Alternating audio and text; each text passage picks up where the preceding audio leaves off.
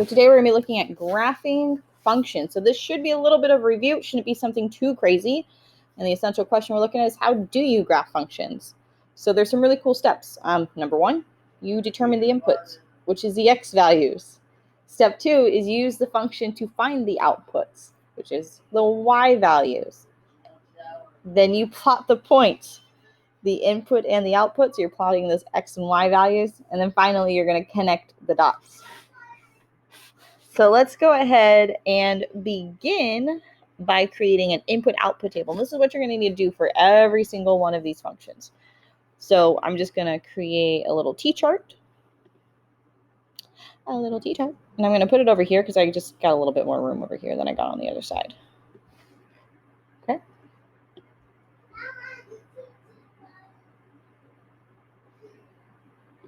And what I'm going to do is on this side, I'm going to put my x values. This is where my x's are going. And then right here on this side, this is where I'm putting my y values. And I'm going to write y is equal to the equation, which we have as x squared. Mommy. Julia. You're beautiful. Thank you, Julia.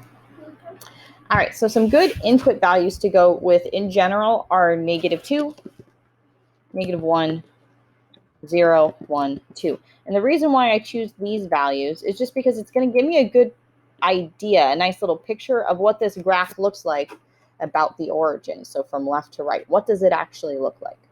Okay. So now that I have my input values, I'm going to just plug them into this equation. So the bones of this equation is just parentheses squared. And the reason why I do that is because all I'm doing is whether there's an x, I'm going to replace it with parentheses. Okay. I'm actually going to use the function tool so it's a little bit clearer. And we'll use red because we're getting answers now. So parentheses squared. And notice how it populates this blank square where I can put a number in. Mommy. Well, since the equation is x squared, and that's the same thing that this is. Mommy. What? Why did you fight? Go away. So I'm going to put -2 into the parentheses. So then it's -2 squared. And then I'm just going to evaluate. -2 squared is -2 times -2, which is 4. If you guys use that Desmos graphing calculator, or scientific calculator, it makes this part really easy. Because if you just put this guy in there, it's going to populate it, and then you can just keep using it over and over again. So that's all I'm going to do, actually, is I'm going to copy this, paste it here. And the reason why, because the only thing I'm going to change is the number in the middle. And -1 squared is -1 times -1, which is +1. So when x is -1, y is 1. And I'm going to do that again. And then this time, guess what I'm going to put in the parentheses? 0. I'm putting 0 into the parentheses. And 0 times 0 is 0. So when x is 0, y is 0. If I do that again, inside the parentheses, this time I'm putting 1. 1 squared is 1 times 1, which is 1. And then finally, for the last one, I'm going to plug in 2. And 2 times 2 is 4. So notice that every single time, all I did was inside the parentheses, put the number that was in the left-hand column. And again, just always choose these numbers, -2, -1, 0, 1, and 2. So then now you get to graph them. Well, the first point I'm going to graph is -2, 4. So taking my graphing tool, I'm going to go over to -2 and up to 4. After that, I have -1, 1. So going over to -1, up to 1. 0, 0 is in the middle. That's a pretty easy one. And then I have 1, 1, which means over to 1, up to 1. 2, 4, over to 2, up to 4. Remember, when you're graphing points, you're going from left, right, and then up, down. And then now I just have to connect the dots. So this graph is called a quadratic. It's going to make a U shape. So that is my function. And I'm drawing arrows at the end because remember, I could have chosen any points. But this was just a good starting point to go with.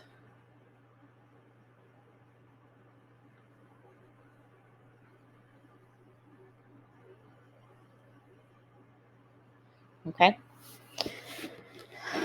All right, and then another thing I want you guys to keep in mind is, like, imagine if we had only chosen positive values, then we would never know that this graph actually makes a U-shape. We would probably assume that it actually makes a line, and that's just not the case. It does make that U-shape. So again, that's another reason to really try to choose both negative and positive points so you can get an idea of what the whole thing looks like.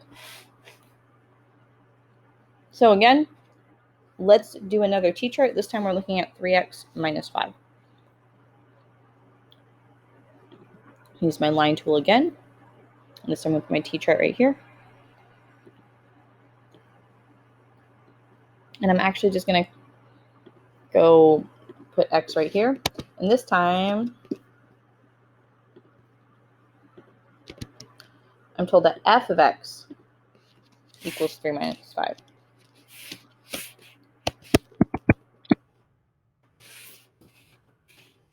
And f of x, remember, is the same thing as x, so as y, so it actually doesn't change this. It's just a different way of looking at it. So I'm going to go ahead and I'm going to actually copy all of this. If it will let me. That would be really cool if it would let me today.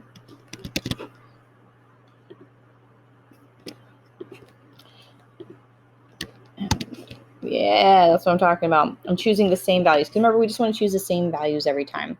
So on your homework today, I don't want you to get confused. Just go with the same stuff you had before. All right, and same process as last time. I'm going to write the bones of my equation. So basically, again, wherever I see an x, I'm putting parentheses. So it's 3 parentheses minus 5. That's what I'm doing each time. So this one, for the first one, I'm going to put -2 in the parentheses. If you use your calculator or do order of operations, then 3 times -2 is -6. -6 minus 5 is -11. That's kind of going off the chart, so I'm going to pull it over a little bit. And I'm going to do that again. And this time I'm going to put -1 inside the parentheses. And same thing. 3 times -1 is -3. And -3 minus 8 is -5. Sorry, -3 minus 5 is -8. All right, and I know, sorry, it's overlapping over here. It's a poor judgment on my part. All right, let's do it again. This time I'm putting 0 in the parentheses. Well, 3 times 0 is 0, and 0 minus 5 is -5. I want you to notice there's a pattern right now. It's going -11, -8, -5. So I can continue to keep doing this, but for me, I notice that I'm adding 3 each time. So I'm going to predict that my next number is going to be -2. And if you check, then yeah, 3 times 1 is 3, and 3 minus 5 is -2. So it actually works. And if I plug in 2, again, I'm going to predict that it's 1 because I'm adding 3 each time. But if I put into the formula, then yeah, 3 times 2 is 6, and 6 minus 5 is 1. So now that I have a set of points, I'm going to start graphing them. So for this one, my first point's at -2, -11, which does not fit on my graph. There's not enough room here. So then I have -1, -8. Again, does not fit on my graph, but would be about right here if I was estimating. The point that does fit on my graph is 0, -5. So I'm starting at 0, going down to -5. And then I have 1, -2. So it's going over to 1, down to -2. And then 2, 1. So over to 2, up to 1. And that's going to give me my line. So I can use my line tool. Actually, let's have it match colors. That would be cool, wouldn't it? So my line's going to look like that. That's my graph. So notice on this one we had a U shape. This one we have a line. If there's only one variable here, you're going to have a line. So that's kind of cool. And that is how we graph. So again, you're just, to recap, choosing your x values, plugging them into the equation, and graphing the points. So this one's a little bit easier. We're going to find the out values of f of x when x is equal to -2 for the function. So we're going to follow the same strategy that we did last time. It's just I'm going to plug -2 in wherever I see an x. So we're going to practice proper function notation because one of your assignments this week really has you delve into this. So if it's f of -2, then I'm doing this. I'm plugging, what this is saying is plug -2 into this equation and find out what x is. So I'm going to do that. So remember, my first strategy is to write the bones of the function. So remember, it was 1/2 x plus 3. So wherever I have an x, I'm just putting parentheses. So right here, I have it right here. And then inside the parentheses, it's telling me I need to put a -2. So I'm going to put a -2. Well, 1/2 times -2 is just like asking, well, what's half of -2? Well, half of -2 is -1. So I'm -1 plus 3. And -1 plus 3 is 2. So guess what? My answer is f of -2 equals 2. So all this says is that when I plug -2 into the function 1/2 x plus 3, I'm going to get 2. That's all that says. So notice how I didn't try to get f by itself, like by dividing or anything. This is basically saying x equals -2. Okay, evaluate y when x equals -2. It's just a very quick and easy way to say that in math. So this is our answer. Okay, so now I'm going to do the next thing with 3/2 x minus 4.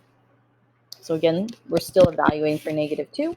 I'm going to write the bones of my function, 3/2 parentheses minus 4. And guess what? It wants me to evaluate for -2. That's what this says. So I'm going to put -2 in those parentheses. Now this one's a little bit different.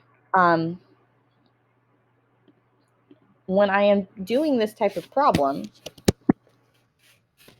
since it's got a number in the numerator and the denominator, when I multiply this by 3/2, I'm actually going to multiply the 3 to the -2.